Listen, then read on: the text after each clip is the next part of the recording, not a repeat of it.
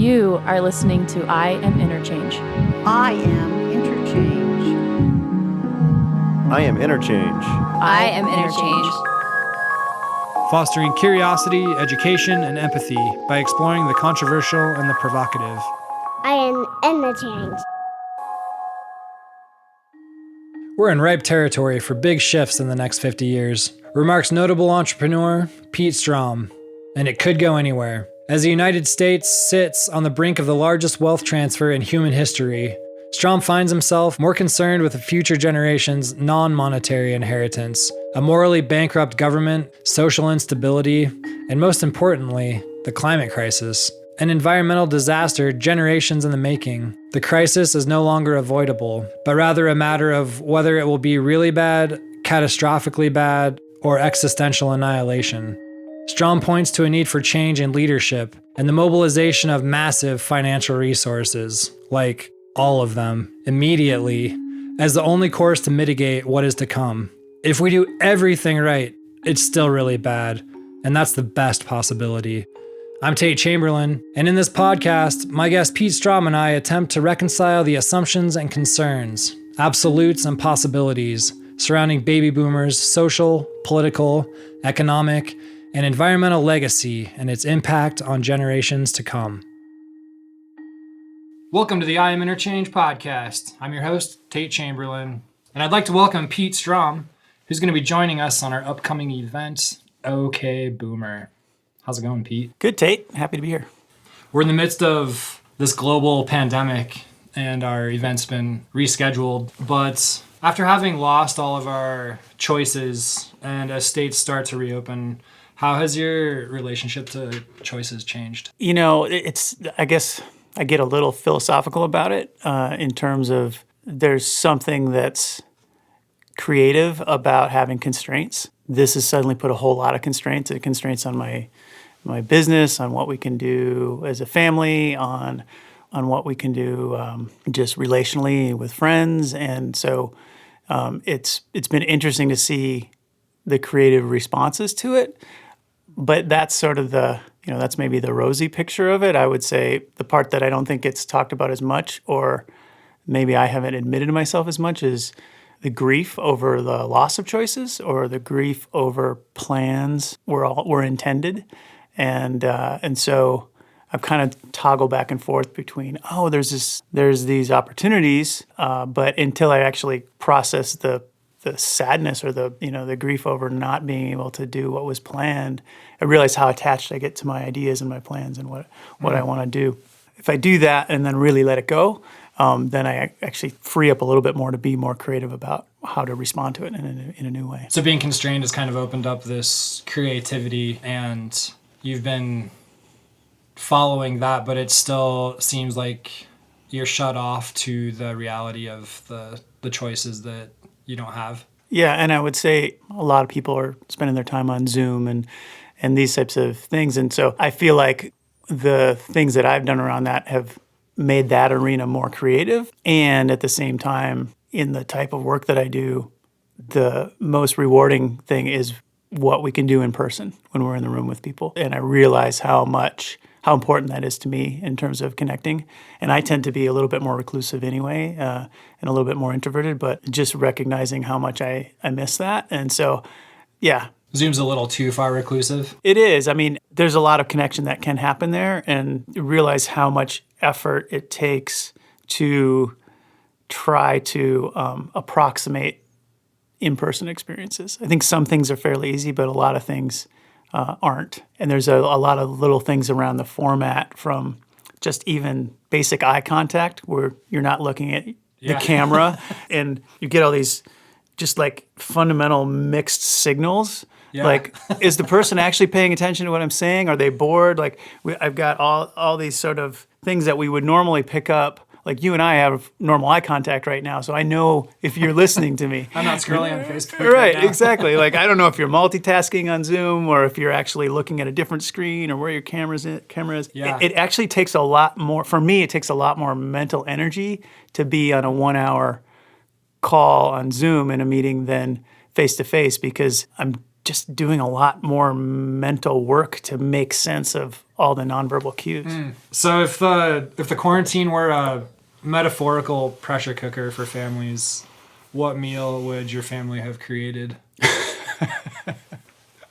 Probably, I would hope my family might agree, but yeah, I would think maybe some kind of a Moroccan lamb tagine, where you get the marrying of a lot of different flavors, but they're subtle. And so like the sweetness of dried apricots and the richness of the lamb and there's like coriander and other spices that there's a blending that happens when they kind of get pressure cooked together. And so as far as my family goes, I think that's my hope of what it would be. I think it might be a little bland in reality. You think you spent your time more bland than that though? Well, I guess what I would say is it's subtle. There's not a lot of dramatic things that are happening at home for us, but there's more blending and more crossover and more shared experiences. And then at the same time, we're trying to finding ways to keep those flavors distinct as well.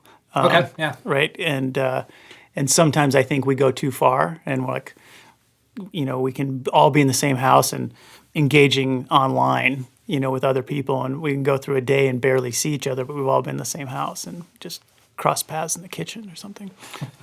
What generation are you? I think I'm technically an Xer, Gen X. I was born in 1970. And what generations are your kids? 2003, 2005. So what are they, Z? They might be Gen Alpha. Yeah, and it's interesting, like how we're defining generations. I heard something around from an experiential standpoint of what distinguishes generations. If you think of it, that they're coming into a distinctly different world, based on what's happening historically or the technology or so on. Now, I've heard that it's like we're really a new generation every 18 months because the technological landscape of what you're being born into is shifting so rapidly. I mean, if you think of Moore's law, I think it's every 18 months. You've got the doubling of computing power. That would sort of make sense. I would imagine it's a little herky-jerky because you've got these sort of bright lines where 2007, a whole bunch of things changed. Like we have the computing capacity, which launches Facebook and makes a lot of things like Uber and Airbnb even possible. Like someone could have had the idea years earlier, but they weren't able to take off because the tech wasn't really there until that point in time, or affordable at that point in time. And I hosted this event called the Future of Work last year, and Moore's Law was part of it. And part of Moore's Law is that it plateaus within this decade, which I didn't know. And so there's a theory around Moore's Law plateauing and not being able to go beyond. So it's not exponential forever? Yeah, is that, are we limited? Well, I mean, it would make sense that at some point it's got to plateau. Where it doesn't apply to is our interior worlds. Like, so our exterior is technology, the concrete, observable, that can happen pretty quickly. Even, let's say, biology and science, and like when we're looking at COVID-19, we don't see it in that, there's almost this frustration. Wait, why don't we have a vaccine by now? Well, it's because we're not processing at the same speed when we're dealing with biology. It's just a fundamentally much slower process. And I would say even slower yet is our interior growth and evolution.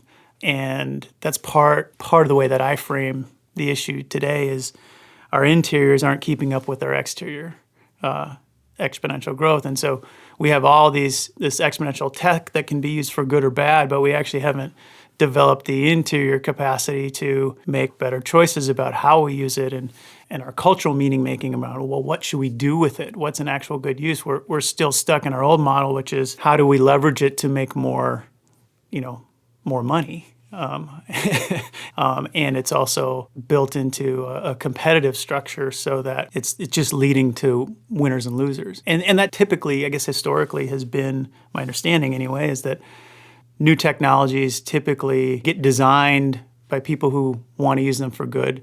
They immediately get used by organized crime They get used by all these places that go, oh, I've got an advantage by people who didn't have the more Pollyannish idea of what the tech could be used for. So we're always going to have that catching up. dynamic. Yeah. How would you describe the way your kids see the world?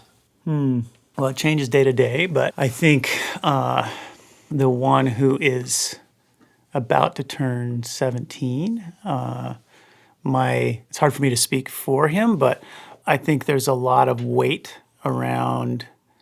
He's grown up in a period of time where, and it's partly he listens to me and the people that I talk to, but just from a media standpoint, climate change is probably the dominant boogeyman in the future of, it's and the time frames get more and more bleak and scary, and you start looking at it, what's it look like in 20 years and 30 years and 50 years, and I think he wonders, like, does it make sense to even have kids? Does it, and not, these questions, my aunt and uncle were they're boomers and definitely strong, I would say, the front edge of the environmental movement, and chose not to have kids for that very reason. So that idea has been around for a long time, but I would say for him, it's like, it's much more dire. And I think there's a little bit of hopelessness that comes into it. And the narrative publicly is foisting all these problems onto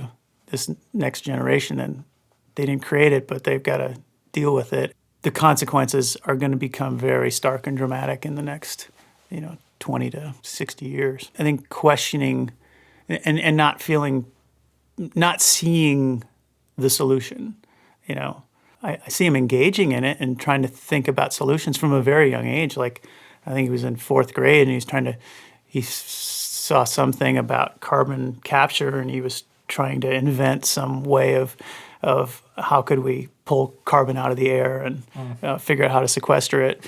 But the fact that thought process was going on at that age, it's a big looming thing. I would say when I was a kid, it was nuclear war. That was the boogeyman at the time. That's pretty big boogeyman. It is, but it was yes or no. If we just make good decisions, if we don't get into the wrong, we could argue that climate change is, but the recognition of how complex and, systemic the issue is, and it's beyond what any one government can manage. It's system within system within system that has to change to address it, not to mention human nature. So the level of complexity is much higher. This topic is a lot about generational differences, and part of it is about transferring wealth. What will you transfer to your children? Assuming I have wealth to transfer. Well, I mean, what? No. I think that's a good question. I think that this is a period of time where I think you've got massive amounts of capital that are moving from one generation to another, and will over the next several years. I know some people in the financial world that they're tracking that, and in terms of who they target to be their clients. They're targeting the next generation because they see this massive shift happening, which will happen. So I guess to your question, it happens just a function of how wills work, or if you don't have a will, how money gets transferred from generation to generation when someone dies. I think like any parent, I want to give my kids the most benefit that I can. And fundamentally, if you have more resources, you have more choices. Whether that's just access to healthcare, access to moving. I think the biggest challenge in the next 100 years will be migrating people. The amount of human migration that's going to occur in the next 100 years is going to be massive based on just what we know is going to happen with climate zones and where food can be grown, and tons of areas, basically anything along the equator is going to be uninhabitable. It's going to turn to desert, and just having resources to take care of themselves, I think is important. Like when I think of it in terms of a parent and who are those in my closest sphere of influence, and who do I feel the strongest sense of responsibility to? And I think in my sense of my biggest self, I feel responsibility to all humanity. But that is, if I feel like if I were really evolved, I wouldn't have much distinction between the two. I'm not that far along yet. So I think given a choice, I'm gonna protect and give preferential treatment to my family with my resources. Is it easier to invest in what you can see? I just think it's human nature. It's just it's your own. how we've evolved. And as I grow, I see more and more people, more and more things, more and more people who are less like me as me. So my sense of who I am and what constitutes me gets larger and larger. And I think that's the nature of development. As we grow, more and more of the world and the universe we actually identify with. Our care for it increases as we grow. We can all relate to my egocentric self taking care of me, right? And then that gets bigger in my family and the people that look like me and talk like me, and then there's my community and there's my team and my country, and but the circles of care keep getting bigger and bigger. And as we grow and develop, it goes from an intellectual exercise to an actual heart experience of empathy and care and for more and more and more beings. Can you spread yourself thin with the and care for all things?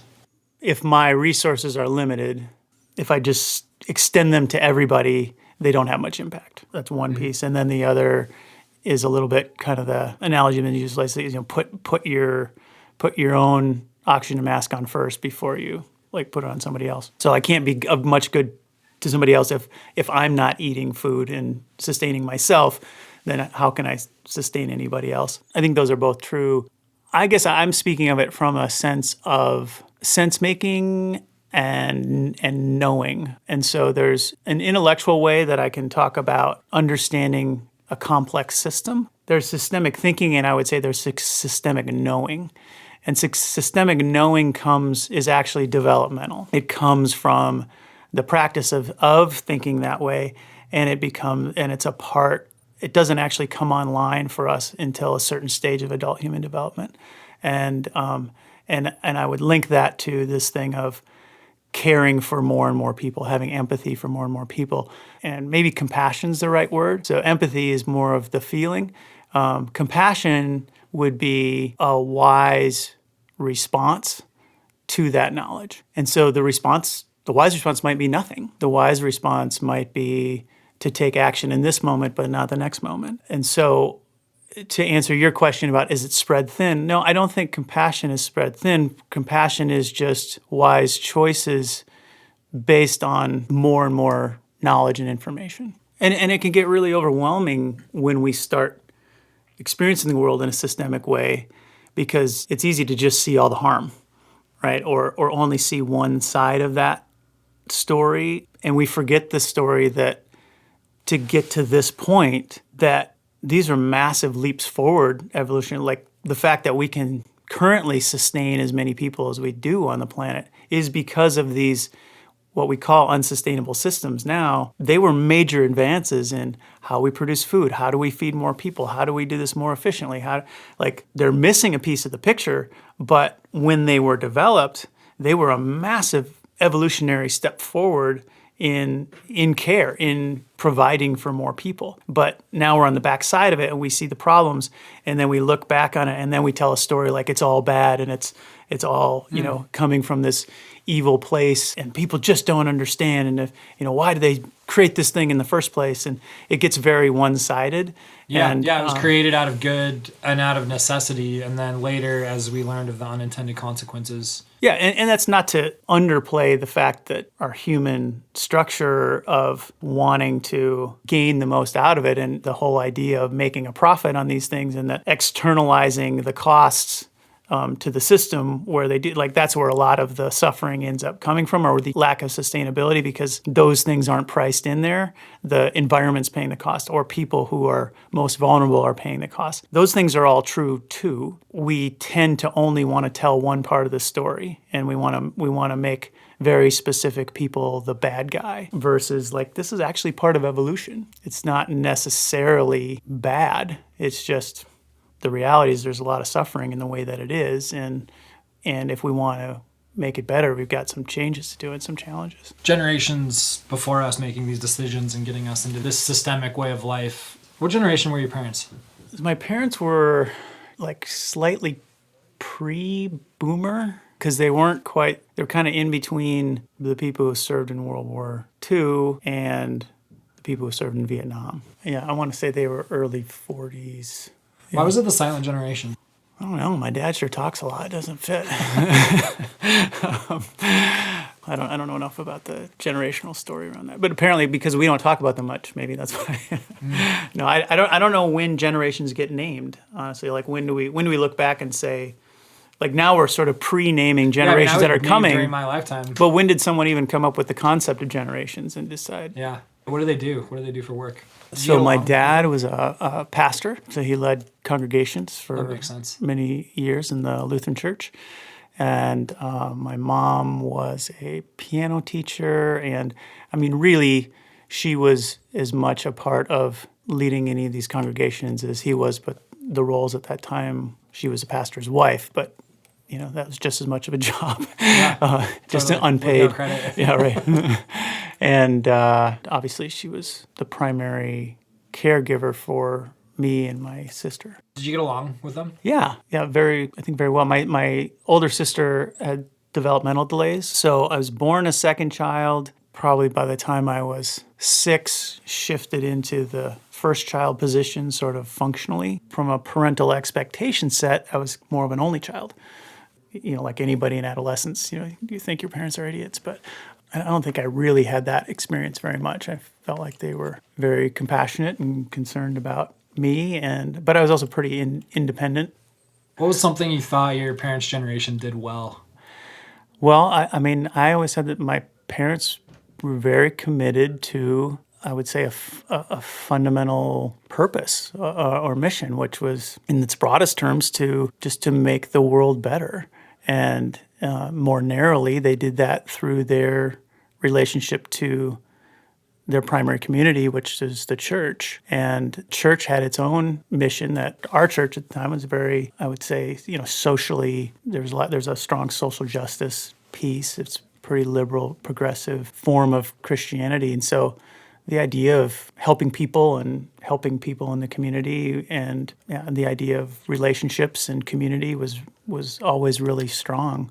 And to me, fundamentally, that served me and it served people. I can't put it in any bigger terms than that, but they were committed to it and still are committed to that. That's just the way they've lived their lives and had a huge impact on me. It's the water that I swam in. It's the air I breathed. I didn't really know different. They bought into their community.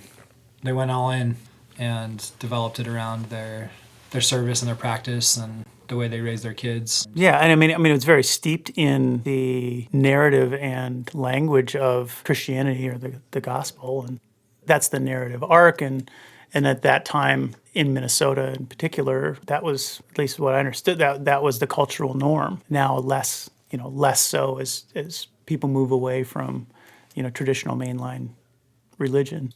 So the question was, can I think of anything that they didn't do particularly well? Is something that they didn't do particularly well that maybe encompasses their generation? So I would say, and this isn't a critique in the sense of it's saying they didn't do it well in retrospect. I think given what they knew and what their culture was, I just think that the level of systemic thinking was just much less online culturally at the time. The places that was happening was in much smaller circles. It was happening in the environmental movement. It was happening in scientific circles and certain academic circles. But I think your average community, the idea of the community that I'm responsible to was smaller. Where it got larger for them was when they engaged with, typically through the church, but mission work around the world. So now you're relating to congregations in Africa or India and relationships that they had through that, and that would create a felt emotional experience of the connection, global connection. But I just think that they were like anybody at the time, and we'll find out more in the future looking back on our time now, that we're massively influenced by the messages of the time, which is affluence means using plastic and throwing it away. Like that's the embedded message in every product that was being sold at the time, and they didn't question that. They didn't question it because it preserved food longer and it helped feed Yeah, the family. it had tons of benefits, and it was being sold to them as the right response. And and I would say I think they were definitely on the front edge. They're well educated. They were suspicious of systems and of capitalism to a degree, but they're also bought into it too. So again, I mean, I don't have a critique. I don't think they should have known things that they didn't really have access to, or I don't experience them as having ever intentionally, turned a blind eye to something because they just didn't like it. Now, maybe if you ask them, they might have some clear ideas of that, but I don't know that it's even fair for me to try and reflect on that because I wasn't paying attention. I was just as much a product of that too. Yeah, we don't know what we don't know. I struggle with that. I guess when I hear "Okay, Boomer," I think it's kind of spiteful. Oh, sure. Yeah, that's the reason it caught on, because it's a diss. What do you think of when you hear "Okay, Boomer"? I remember when I first kind of heard the phrase, and then I think when it really came alive was this, was it in Australia, in Parliament, and someone literally said, "Okay, Boomer," to the older people. And I'm like, well, that's the perfect place for it, because what I love about it is it captures this thing of, okay, you've got this dominant generation that, because of the population, has had so much control over the culture, and it's been in power for a very long time. And so just by that very nature, it's got some responsibility. And it's still patriarchal. It represents all the existing hierarchical power structures, and it tends to dismiss the millennial generation. Everyone likes to talk about millennials and kind of give this, which is what we do any time that we make stereotypes about any group, right? The minute that we're othering, and we get a set of things that are true enough that they become stereotypes of a generation. So to me, what was hilarious about it was it's this retort that captures a lot of things. One, it's sort of like, okay, Grandpa. There's a little bit of that in it, which is true because the baby boomers are getting older. Historically, older people, we tend to get set in our ways.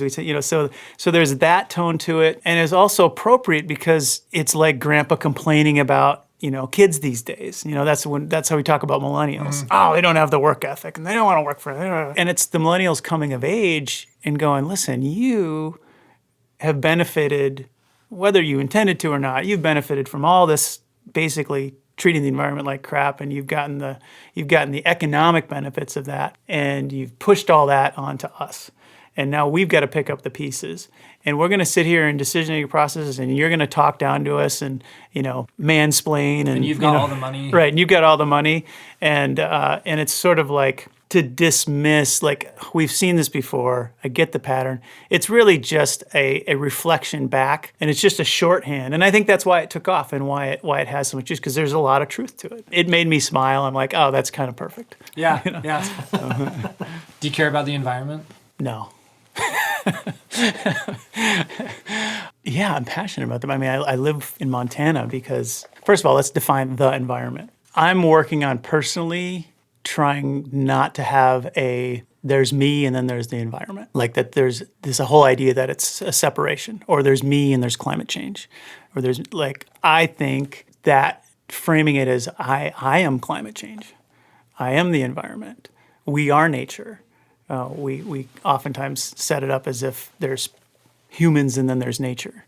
It's like, well, when people say the natural world, it's like, well, actually the technology that humans have created is part of nature because it came from nature. Mm-hmm. We are nature.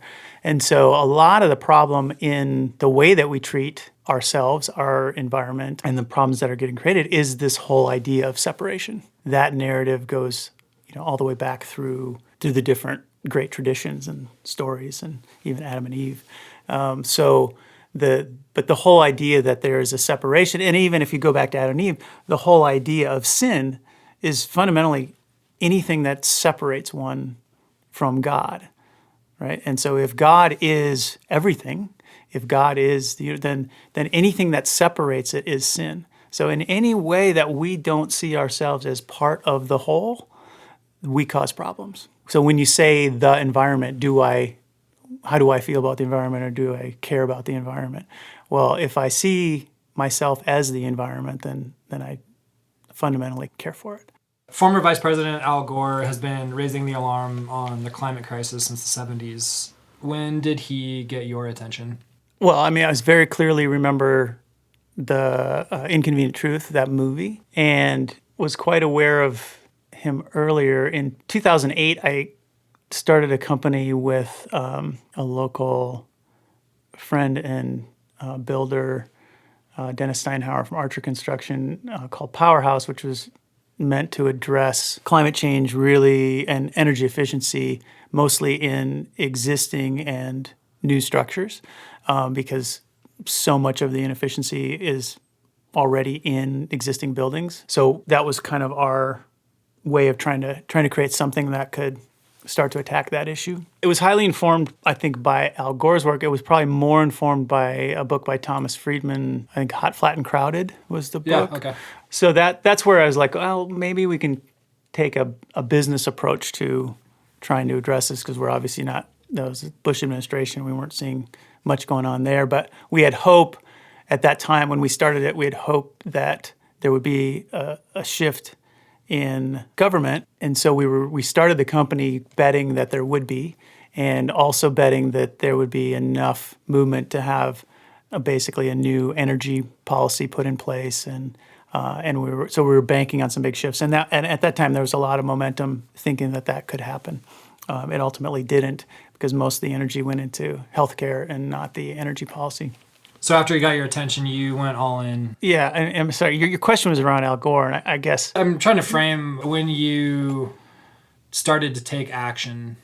I think the spite comes from Al Gore giving us this alarm since the 70s, and a lot of people think that people did nothing. And I think there's so many different ways of acting on it. And I go back and say, yeah, well, in the 70s, my aunt and uncle were living off the grid and, trying to do things that were in line with that, and they weren't eating meat, and they saw that whole bit. There's, I think, the book Diet for a New America. I want to say that's the book that had a big impact on that. So I, for a long time, saw these different ways that we individually make choices and that those impact it. And then at some point, I think the idea that it's got to be so much bigger than that. I was talking to, I'm drawing a blank on her name. She started The Story of Stuff. She was basically framing, recycling, driving in a more efficient car, an electric car, putting even solar panels on your roof and using different shopping bags. And she's like, those are all great, but they are not going to move the needle. We can chalk that up to personal hygiene, like brushing your teeth. You can do those things, but don't think you're saving the world. Right? Mm-hmm. And definitely do those things. They matter. But if this problem is so much bigger, and that's one piece of it, don't walk around all haughty and high-minded that, you're living you're doing the right thing if you're just doing those things. And the truth is, those things are hard, and they're hard to incorporate into our lives, and they do matter, and they impact public opinion and attitude, but they're nowhere near enough. And so I think the impetus to try to start a business, to try to do something that could have larger impact was interesting to me. And it felt like, given my skill sets at the time and who I knew at the time, that was one way that made sense. And in that process, got involved in some groups, and we did lobbying and meeting with senators and trying to get that energy bill passed, and learned a lot about just the complexity of the process and how it still doesn't happen even when the majority, is there, and it should have been able to happen, and how difficult it is to move the wheels of government and bureaucracy. And then what happened? Well, those changes didn't occur that we'd hoped. We pretty quickly moved through the people that I would say were motivated to make those changes and invest in their homes. It was also 2008 and the housing crisis, and people went from thinking they could put money into their homes endlessly to suddenly their homes weren't worth anything anymore. And so the idea of investing in their homes in something that didn't have an immediate resale value was a little bit more of a challenging sell. We created a model that showed that their return on investment was higher than what they were getting in the market. It was higher than all, but people are driven by emotional things, not rational things. We make an emotional choice and then we go back and find the rational reasons to justify it. And, so it's way easier to sell a marble countertop than air sealing and insulation and things that you can't see. We would always put together packages that had some kind of what we call the eco bling, like a solar panel or a hot water or something that people could see and feel, that made them feel like they were doing something, because you don't see the insulation and you don't see the weather stripping and the... It's not blingy. Right, and that's the cheapest, easiest stuff to do that gets you return on investment out over time. And then you can save up for a marble countertop. Exactly.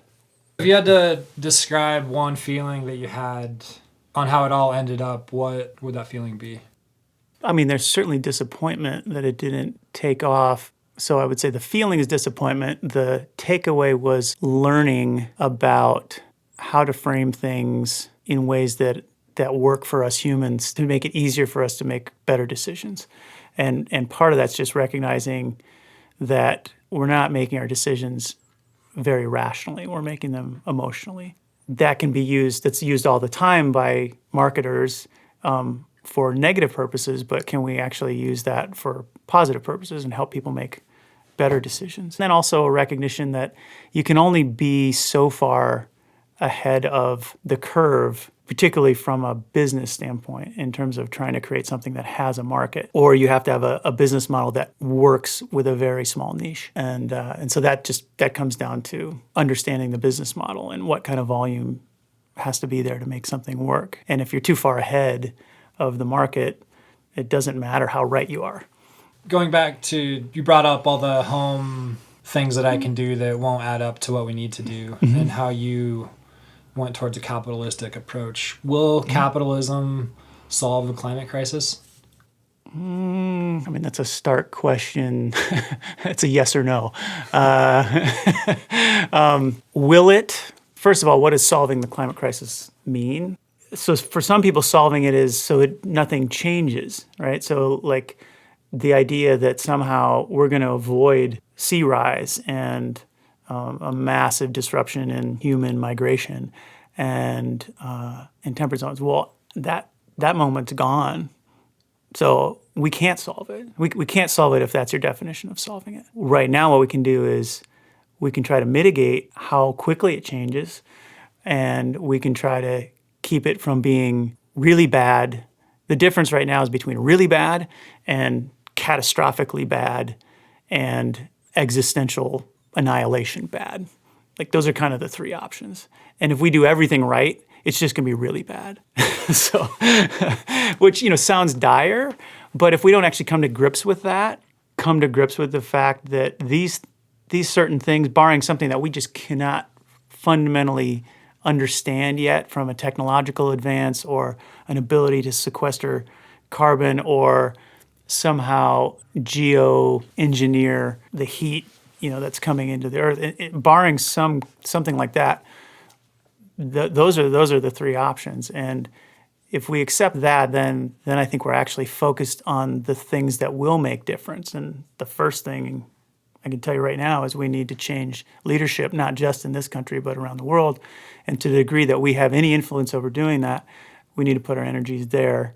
And if your choice, not that this is sort of a false choice, but if your choice is between recycling and putting your energy towards a change in political leadership, choose the latter. The transfer of wealth has always happened, and an estimated $68 trillion will be transferred over the next 30 years from the silent generation and the baby boomers to Gen X and the millennial generation. The millennial generation will actually become the wealthiest generation ever. When baby boomers were the same age as millennials, they held 21% of the nation's wealth, and at the same age, millennials hold a mere 3% of the wealth. Having limited earning knowledge, how will millennials know how to manage it? That's transferring from one generation to the next. And you're pointing out that right now, the millennial generation holds relatively a much smaller percentage of capital relative to what the boomers did at the same age and the same time. Right. And they're suddenly going to be getting all this capital again, it gets down to how you define managing it well. So if they're managing it well for themselves personally, there are more and more both automated and financial services company that are all over this. Like I said earlier, they're tracking who's going to be getting tons of money, and they are already marketing and trying to get the relationships with them so that they can manage their money and make some money on the in between. And what we have now is all of these fintech or financial tech things that are designed to really automate it. You keep it in the market, you set it and forget it. So as far as their personal managing it, they'll do fine. For those that will fritter it away, if we stand back and look at it from global, like I don't care that much whether one person keeps their money or loses their money. If they lose it quickly, it means they're spending it quickly into the economy, and that's probably a good thing. Maybe not great for them personally. But to your question of what to manage it well, the question is, what does it mean to manage that well? The opportunity, and I would say one of the biggest shifts that I see out there that excites me is people going, instead of creating an endowment for a college or an endowment for a particular charity where every year they get the interest off of that money and that's what they use for their operations going forward. And now they're funded into the future forever, and they never really go away, which that's actually a big assumption that that institution is going to continue to serve, that it won't be corrupted, that it's actually doing good in the world, that it will be able to adapt and change and still serve the community in a valuable way. Like, I don't think those are givens. So to perpetually fund something into the future through an endowment, I think may not be a great idea from the get-go. And the other side of that is this is full court press time. We've got massive problems, and we have all this capital resources that could be applied now towards dealing with these problems, to mobilize a response. And we're saying, well, we're only going to use 4.5% of that a year for the next 100 years, when we could use 80% of it or 100% of it in the next 2 years to massively shift things now. Will it need that?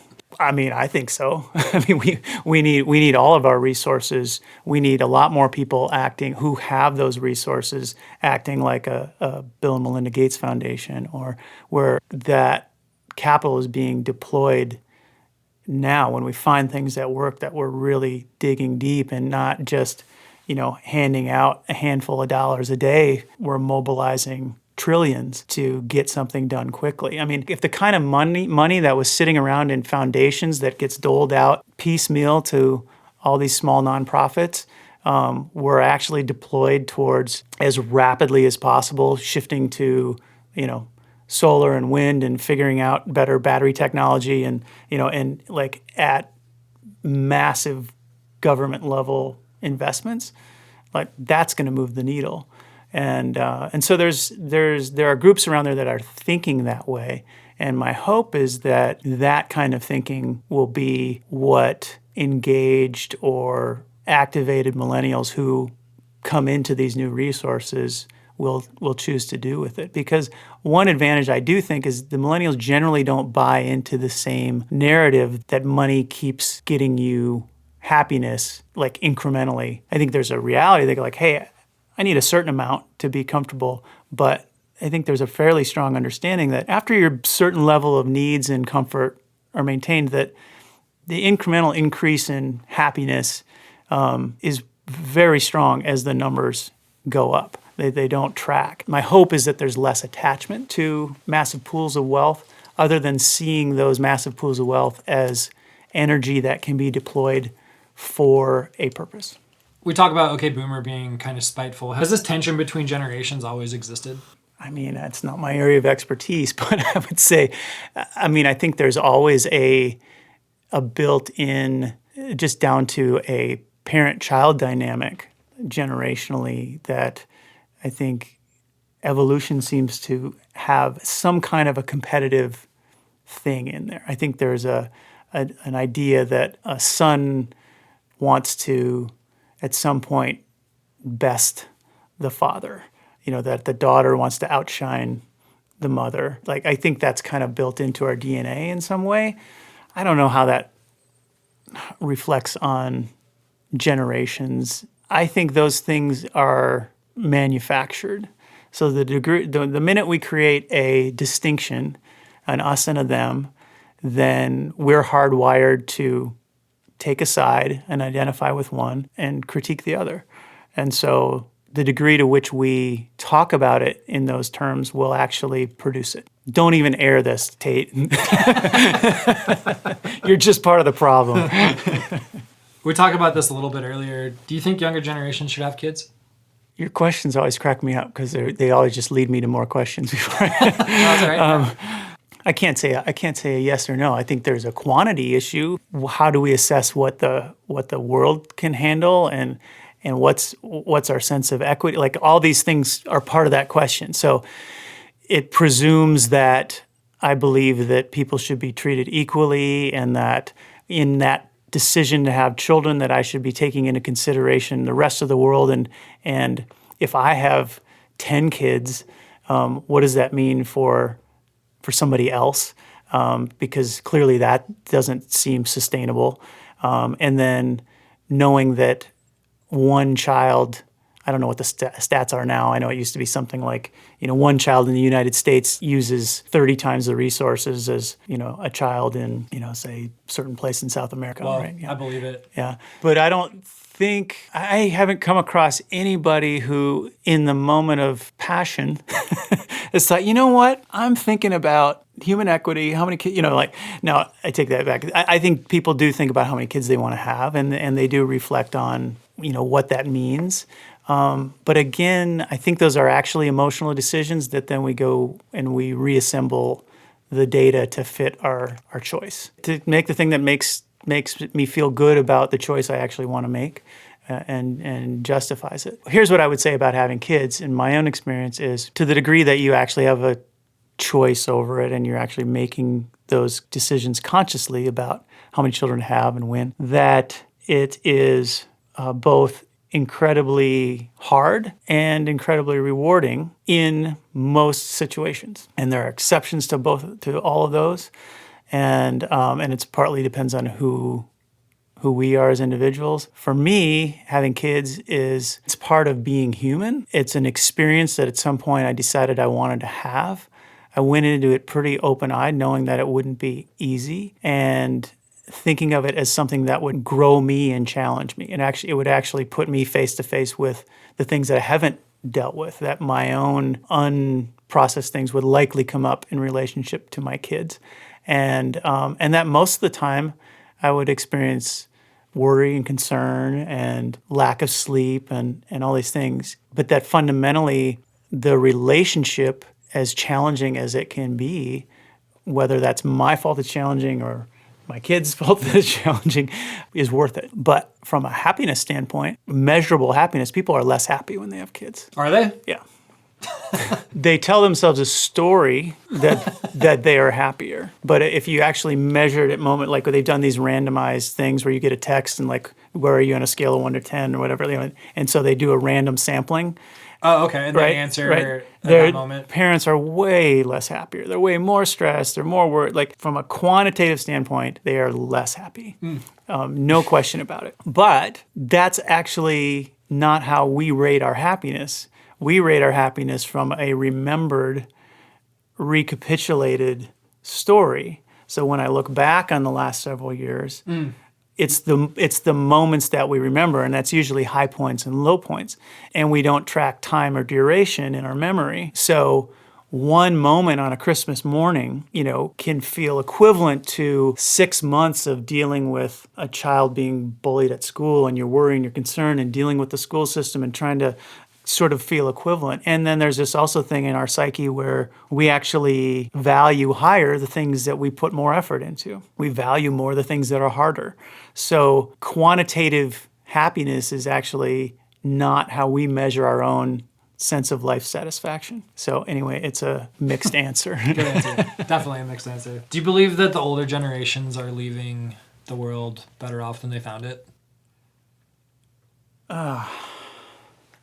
And again, it goes down to how do you measure that? Are you measuring it from a human perspective? Are you measuring it from a species perspective? Are you measuring it from a quantity of how much human life is being currently sustained? I'm trying to remember the book. I want to say it's a Daniel Pink book. But basically, the gist of it is, we've made a lot more progress than we think we have. The amount of, what poverty is now versus what poverty was 30 years ago, 50 years ago. Again, depending on your measures, things are dramatically better for quantitatively more people. And then the flip side of that is there's more people technically in slavery now than there were 50 or 100 years ago, because there's so many more people and there's human trafficking and so as a percentage of the population, it's much smaller. But in the actual numbers, it's much higher. The measurement really becomes the question. So to get to the heart of your question, I think is, have previous generations made it better or worse? The easy answer is they've made it worse because we have all these things that are in motion that are creating a lot of destruction, and there's loss of species and there's degradation to the environment. But we also then tend to downplay all of the technological advances that make life better, easier. Like medicine and travel and technology. Yeah, the things that used to kill us don't kill us anymore. The ability to, just education alone. Think of the access that, if you can afford a phone, think of the access that we have to knowledge. No, not that it gets applied, not that it gets used, not that we don't just use it to look at cat videos. The capacity is there. How we use it is another question. And that's a result of previous generations. And it's a result of every previous generation. We're all standing on the shoulders of previous generations.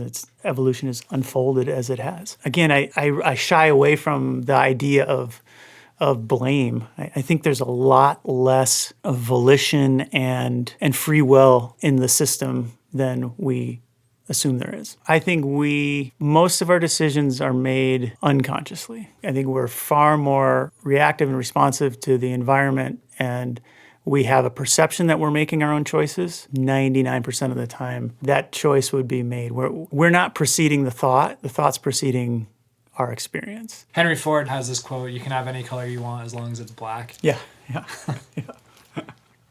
What advice do you have for younger generations? Younger generation, so everybody younger than me. My advice, I would keep it fairly simple, and it leads kind of the thing that we were just talking about. If we actually do have much choice in our direction, in our ability to grow, and our ability to consciously make better choices, it comes in the form of our ability to wield our attention. And wielding our attention is fairly hard, particularly even more so today as we're more and more stimuli. So the practices that increase our capacity to sustain attention massively sustain our choice-making power. And the whole reason that people want money is because it expands their choice. The whole reason that we want to have access to more perspectives and more knowledge is because it expands at least our perceived choice. And the one practice, I would say meditative practices, mindfulness practices, things that train our attention are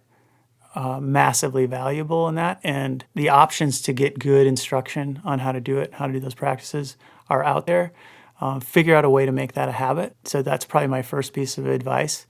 And then the second, also related to that, is because our attention is guided by what our intention is. So what's our purpose? What's our meaning? What's it for? That actually becomes a filter for where we put our attention. Spend time on a regular basis checking in with yourself to see if you're actually focused on what matters to you. And so checking in on a regular basis, what is my intention? What's the impact that I want to have? Whether it's in a very personal context, like what's the intention I want to have right now with you, Tate? Like why am I here? What's the point of this? You tell me. I would say first it's because of our friendship and relationship. And so I want to be responsive to that, and nurturing that relationship brings value to me and I hope to you. Secondly, I believe in your intentions around putting these things out. I don't necessarily always, it wouldn't be the way that I would do it. It wouldn't be the way that, but I trust fundamentally in your heart and your intention and believe in the power of these ideas to shape other people. So for me, it's to invest in you, and it's investing in my trust in you. So those would be, that's my intention. And part of my personal intention is to be of transformative service. I've refined that recently to be transformative service, which is even more trying to be more unified with what I'd like to actually just be that. And so the less separation there is between me and the action, the better. So if I just, that's just what I am. So that's my goal, and my hope is that this is a format where that's of value. So that's my intention, which then it impacts then my decision making on a morning like this where I had choices. I could have canceled. I could have given plenty of reasons why not to come, but for whatever reason, that felt like it took priority and was in my attention field. So that's my advice. Get clear about the intention and make habits of practices that train the attention. Because I think that's where our leverage is if we actually want to have more impact, if we want to be less automated and just reacting to the world. In 50 years, what will the world look like? I have no idea. I have no idea. I think we're in a time of so much rapid change, and we're at I think big forks in the road. And the pace of technological change, I feel like we're in ripe territory for big shifts in governmental systems, in the ways that we relate to the world. It could go anywhere. I have no idea. Absolutely have no idea. I do believe that what we're going to see is massive migration and massive change in the climate, and our ability to handle that with the least amount of suffering for the most amount of people, like that's what I find really important. The question that I'm holding is, what are the structures, what are the things that we need to be doing now in terms of our leadership structures, our power structures, our relationships, are the way that we make meaning and the values that we hold up. How are we preparing now for those types of things? And it's playing out every day at borders, in Syria, in our southern border, and it plays out in then the ideological positions of different political groups. And that, to me, that's a territory we need to focus on to make that a better outcome than a worse outcome. Pete Strom, thanks so much for being here. I'm really looking forward to the live event with all the other members on the panel joining us and exploring the polarities around OK Boomer. Absolutely, Tate. Thanks for what you do, and thanks for sharing interesting ideas and provocative questions for all of us. Contrary to the predictable bootstraps adage that drives seekers of the American dream to keep working longer and harder to acquire the proverbial carrot, Strom pointed to luck as the key predictor, 99% so, in fact. And he ought to know. Restaurateur, facilitator, licensed counselor, adjunct professor, and family man, Strom is a vision of American success. But he's also a vision of compassion, of intention-made action, of mindful presence and attention. He's an example of what happens and can happen when an individual decides to see himself as part of the whole, to blur the lines of separation, and to be of transformative service. When Strom contemplates what generations have done well and not so well, the political, philosophical scuffles between the old and the young, the movement of money and property, he finds himself turning inward. The idea of separation is part of the problem, Strom advises, and we need to frame it differently. I am the environment. I am climate change. We are nature. In any way that we don't see ourselves as part of the whole, we cause problems. And this holds for the natural world as well as the human family. As individuals expand their sense of self to include more people, more things, more perspectives, that individuation blurs. The circle of care grows. And as that knowledge increases, the self encompasses and is encompassed.